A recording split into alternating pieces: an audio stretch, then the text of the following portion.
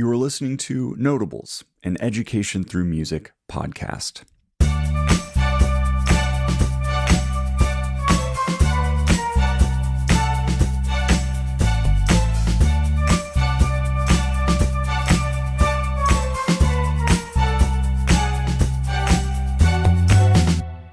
As always, I'm your host, Noah, and I'm joined today by Maestro Leonard Slatkin, who is a 6-time Grammy Award-winning conductor who has conducted virtually all the leading orchestras of the world.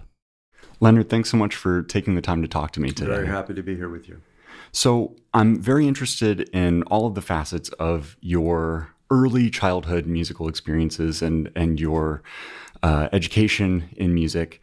I wondered if we could speak about your profoundly musical family and the fact that not always does growing up in a profoundly musical family mean you end up sort of centering music in your lived experience. So I wonder what aspects were most instrumental in creating a groundwork for a sustainable life in music.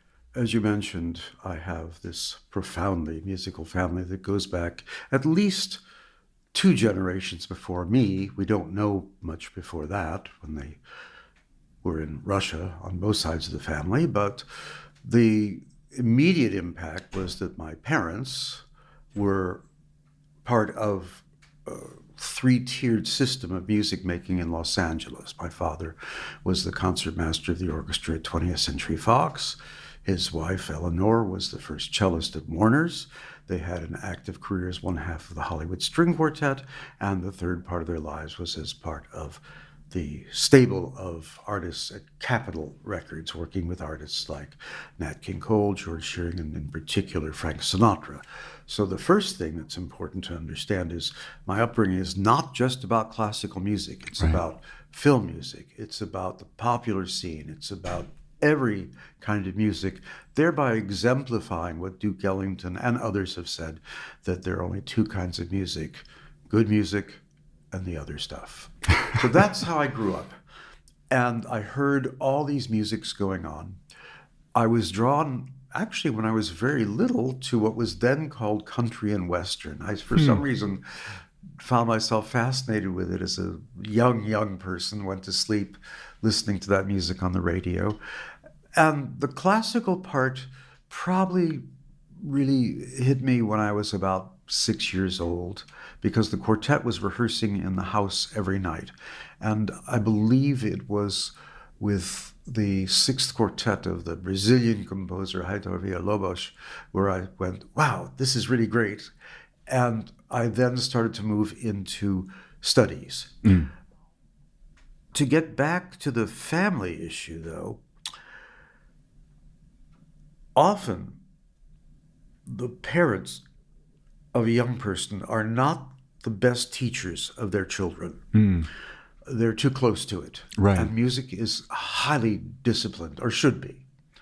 And to be difficult with your child because they're not producing what you wish on an instrument or as a vocalist can hinder the personal relationship that you need to achieve as a family. Right. Some people react to it well, some don't. Because the family heritage, in my case, was Russian, there was this assumption that nothing was ever good. It didn't matter. If you played and you thought it was great, nothing was said. But if it wasn't right, you really heard about it. So it was a kind of negative feeling that you always had to overcome. And that stayed with me through most of my life. So it can be a double-edged sword. You have, on one hand, encouraging parents who stay in the background when their children are studying music or any of the other artistic disciplines, or you have parents who are overbearing. And that's what happened for me and my brother, who was a cellist. So eventually my parents figured it out and had us working with other teachers rather than themselves. And when did that handoff occur? About a year after we were working with our respective parents. So they figured it out quickly. Figured it out. But my brother actually wound up studying with my grandfather, who was an eminent cello pedagogue in Los Angeles. And I wound up studying with my uncle.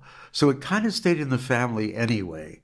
We don't know what kind of reports ever went back to our parents about how we were doing. So you are a product of California public schools. Correct. Which is very interesting to us at Education Through Music. We love our public school music programs. And so I wonder if you could tell me a little bit about your music teachers, your school music teachers. Public school education back in the 1950s and early 60s was very different around the country than it is now. California in particular had an aggressively strong approach, not just to music, but to the arts in its schools. Every school had programs, whether they were in music, painting, pottery, it didn't matter. Everyone did. And of particular interest is that those programs were always part of the regular curriculum of study. Aside from the marching band, everything else occurred during the regular school sessions, not before school and not after. That all changed in the 1960s. And it had a trickle-down effect to many places in the country, of course.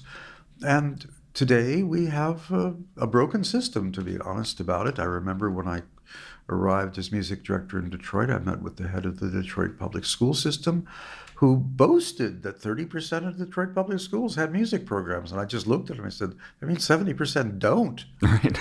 And this is the kind of story that is sad, because it shows you that our so-called leadership in political areas, in various stages of government, whether it's city, state, federal, have little interest in the arts right now. They don't see it as something that money needs to be spent to build character, to build strength in our young people. And of course, your organization, as well as so many people who are actively involved in the arts, understand, no, this is part of the soul of a young person that carries over into their lives, even though the majority will not enter an artistic field. And that's critical. Everybody wants an instant result. You can catch a football, you're going to be a pro player, you're going to make a lot of money. You can come up with a cure for some disease we maybe haven't heard of yet. Boom, you have a job, you're going to do fine. But should you play the violin or be able to sing, unless you're going to hit it big in Broadway, you're really not going to be seeing the end result of that, because most people who have arts education do not go into an artistic endeavor, but they have it as part of their life. They understand what it means to create, to make something where nothing existed before. That's as ringing an endorsement of the need for public school music education as I've ever heard. I'm thinking about your early studies in violin and piano, and the fact that you ended up playing viola in junior high and then went on to play. I was composing after that. I did different things. So you've sort of done a number of, you've really run the gamut in the sort of plethora of variety and music experience. But the reason for that is actually very little to do with the instruments themselves, but more the fact that we were a very competitive family. I knew I wouldn't be as good a violinist as my father, so I quit. I knew I wouldn't be as good a pianist as my uncle, so I quit. Cello was out of the question because there were already 4 generations of cellists in the family, and my brother was fighting that struggle with his grandfather and his mother. Viola was there because nobody else in the family played it. That worked really well. And composition was also something that at the time when I began to take it up, nobody else was doing it all. My father would go into arranging. But when I was 19, my father passed away suddenly at the age of 47. At this point, he'd become fairly well known as a conductor, not just of light music, but serious as well. He wanted very much to be the conductor of a symphony orchestra someplace, but that was not to be. But I had harbored interest in conducting as well, having done musicals in high school, some conducting with the youth orchestra when I was the first violist of that orchestra. Now that my father wasn't there anymore, sadly, that path opened. And that's how I actually entered the field. I don't know if I would be conducting today if he had lived much longer. I'm not happy that he passed away so suddenly and so early, but as I say, a door opened that possibly would not have been there before. That's such an interesting perspective. My initial thought was the viola was, nobody was playing it, so that was a niche, and that was an opportunity to sort of fill out the team in both in your family and in Well, I school. hadn't thought about it quite that way. It was just that the schools that I went to, not very many people were playing viola. So it was a way to be a little different within the fabric of the junior high and high school orchestras. In band, I played various percussion instruments when we were a marching band, and sometimes double bass when it was a concert band, sometimes also other percussion instruments. I think by studying and learning about so many different instruments, that was also laying the groundwork for conducting. I knew a little bit about a lot of instruments by playing them. Right. You ended up at Aspen to study. Right. And one of your first conducting opportunities was of the Samuel Barber Adagio for strings. Correct.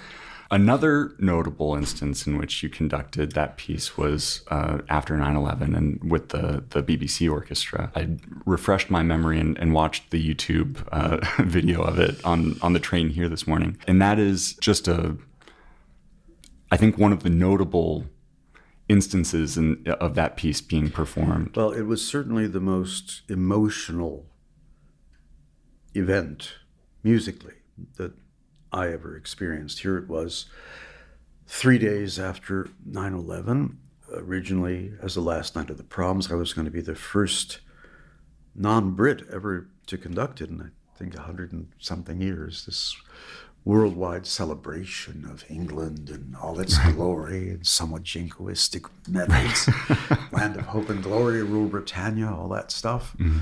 And then when the towers fell, we all knew we had to make changes. It was emotional, it was difficult.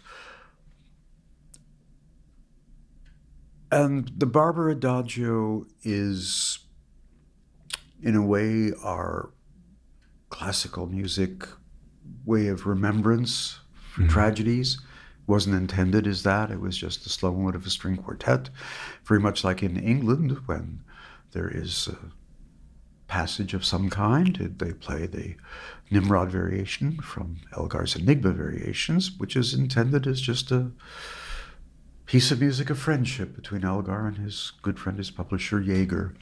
So sometimes the music itself overtakes what the meaning of the piece may or may not be. We don't know. It was something that certainly I'll never forget. In fact, a week later, there was another memorial concert in Washington where I was the music director. And we again played the Barber, but I think I had already expressed my own grief from the London performance. And even though I assume it was meaningful for everyone in attendance, especially the military families who were there, it didn't resonate in exactly the same way for me because I'd already experienced the most profound emotional musical event that could be experienced. Yeah, it really comes across in the... I'm crying doing it. Yeah. And the images they had of people standing in the park draped in flags, it was just truly one of those moments. You want to say that you were honored to be there to do it, but maybe on that occasion you shouldn't have been honored for anything.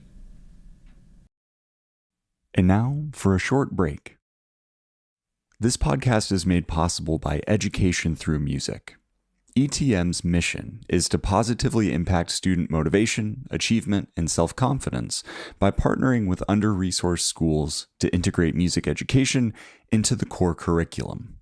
To find out more or to support ETM in its mission, go to etmonline.org.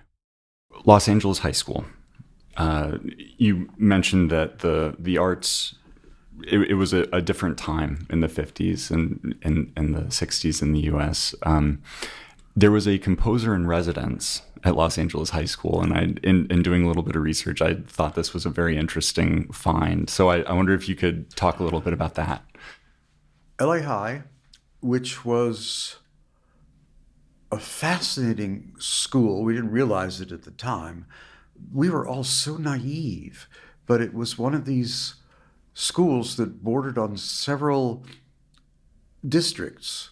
LA is divided in, like New York, into different ethnicities living in different places, not ghettoizing really, but just how it was. And so there were not necessarily an equal proportion of black students, white students, Asian students, Latino students. And we were just there, and we didn't know on the West Coast quite so much as students about what was going on in the rest of the country. We were isolated from it, and we just all got along so well. We didn't know about bitterness and hatred and racism, at least in school. And part of the reason that we didn't know that is because the arts brought us together. I mean, you put an orchestra or a chorus together, and you're going to have this incredible mixture of people all working to accomplish one purpose. So LA High had 3 choruses, 2 bands, an orchestra, and as you mentioned, a composer in residence. Under a Ford Foundation grant, the sadly now late Peter Schickley was with us, baby-faced, as he always was, even with that beard, was ours for a semester, I think. I don't think he did the whole year. And he wrote a couple pieces. One was particularly interesting because it was a choral setting with staging of a nativity scene for the holiday program. And it was really interesting for young musicians to have this different take. Usually you played traditional high school arrangements, although our orchestra wasn't bad, and the choruses were very good. So it was a little more adventurous than you would have found in many high schools. But there it was, and there was Peter, and Peter and I went on to have a wonderful relationship over so many years. I helped participate in that very first town hall concert. We did many shows together. I commissioned several pieces from him, including a couple of educational ones, including a work called A Zoo Called Earth, which was one of the very first pieces to address the environmental crisis, which was already unfolding in the late 70s. So here we are recording through microphones. You have done a lot of live performances. That's an understatement, of course you have. But you've also recorded a great deal of music, and you have 6 Grammys, 35 nominations. If my tally is correct, I don't want to. I have no idea. I lost count at 1. Yeah, well, it's certainly more than 1 at this point.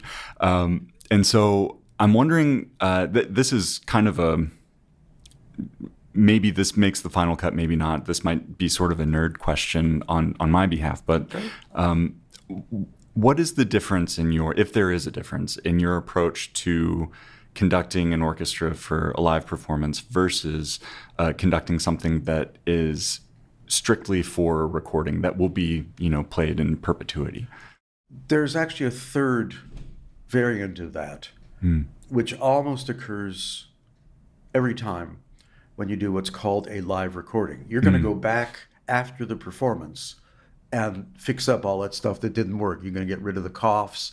You're going to have that one note that might have been out of tune or somebody missed, or that you as a conductor didn't feel comfortable about. So no live recording is usually truly live. Might be in jazz, might be in pop, but not really much in the classical world. So the difference, though, if you're making a studio recording or taking it from a live performance, is that the live performance you can't stop. You keep going.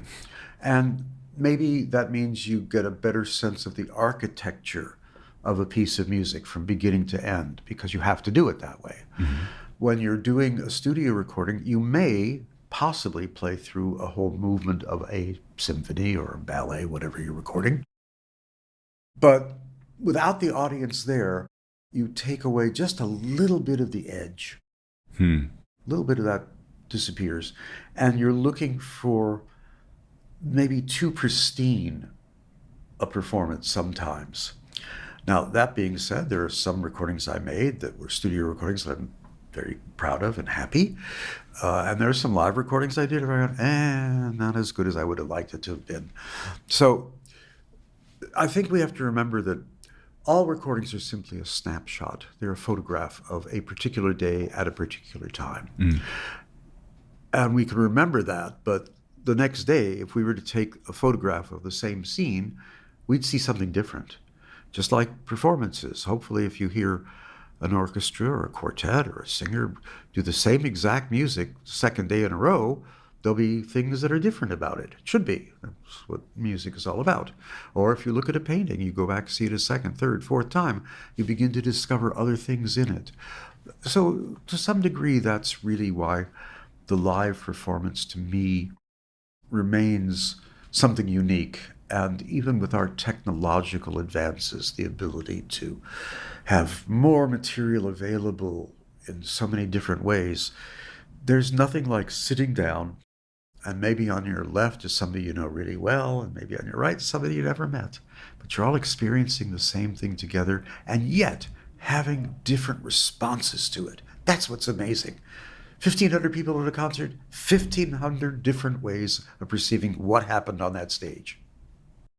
So we have, over the course of this conversation, discussed sort of your unique circumstances in growing up in your family and having access to public school music in the way that you did. And we've talked about your career. And I wonder what your thoughts are on how music teachers who are working with students 6 years old, 12 years old, 18 years old, what advice would you have for them as they prepare the next generation of musicians, conductors, composers? The first response I have to the way you frame that question is interesting.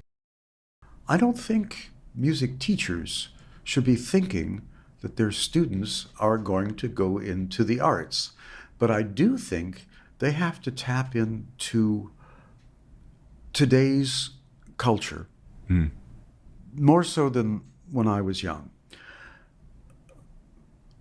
I saw the beginnings of rock and roll. I saw jazz elements come in. Various folk music movements were happening in the early 60s. And yet none of that made its way into our educational arts process. I think that's different now because the arts are more broad than they ever have been. So I would suggest to music educators, open your ears and your minds, really understand what the young people from about age 6, we'll assume, through 8, are starting to listen to with their friends every day. And see if you can find ways to parallel that to existing art. And I have an example which might help. Art doesn't live in a vacuum. It exists in history. History is not a vacuum. Beethoven writes a symphony. It's an E flat. It's inspired by Napoleon, who Beethoven just thinks is the greatest leader in the world. Napoleon declares himself Emperor of France. Beethoven is furious, scratches the dedication out of the manuscript. And when we listen to the opening of the Eroica Symphony, what do we hear? 2 very sharp chords followed by 2 beats of silence. The next time you listen to the opening of the Eroica, you will think about that. And all of a sudden, the vehemence of Beethoven in anger doing that, reflecting the social and political feeling of his time through his music. That's what we have today in rap, we have it in some of our singer-songwriters that are going on. We have it in classical composition. There's been a really interesting melding of music that goes from one genre to the other very comfortably. So I think we need to open up the music education field just a bit to incorporate more of the new things that young people can relate to. It's hard for them to understand the ethic of Mozart or Schubert or Brahms or Tchaikovsky, but they can if you parallel it, saying this was what's happening in Beethoven's time. Do we have anything now? Can anybody of you think of any song you heard where it really expresses your being upset with something that happened in your personal life, in your parents, whatever? What is there you can find today? Draw parallels to today's time, and I think you have a better chance of reaching the young people. It starts to make a little more sense that way. Yeah, taking it out of the vacuum. Wonderful. Well, that's all my questions. That's all my answers. Leonard, thanks so much for taking the time to talk to me today. My pleasure. Really, just keep it up. Keep fighting the good fight. The arts are always worth it. And it's frustrating at times. It can get to be to the point where you go, I give up, but you can't. The arts have always had to fight to survive. And we still need to do that. I leave it now for the younger generation to fix all this and to make it right again.